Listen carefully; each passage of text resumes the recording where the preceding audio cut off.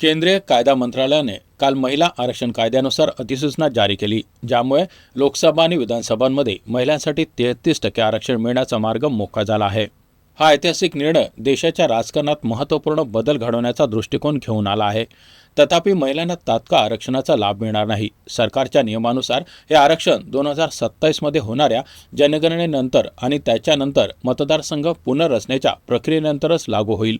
यामुळे 2029 मध्ये होणाऱ्या लोकसभा निवडणुकीत महिलांसाठी 33% जागा राखीव राहतील. संसदेत सप्टेंबर 2023 मध्ये मंजूर झालेल्या या विधेयकावर सध्या जोरदार चर्चा सुरू आहे. पंतप्रधान नरेंद्र मोदी आणि गृहमंत्री अमित शाह यांनी या कायद्यात देशाच्या विकासासाठी महत्त्वपूर्ण ठरवलं आणि त्याला राजकीय पद्धतीने पाहू नये असं सूचित केलं.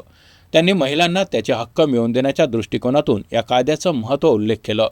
दुसरीकडे काँग्रेसच्या प्रियंका गांधी यांनी या कायद्याच्या प्रक्रियेत राजकारणाचा वास असल्याचा आरोप केला आहे.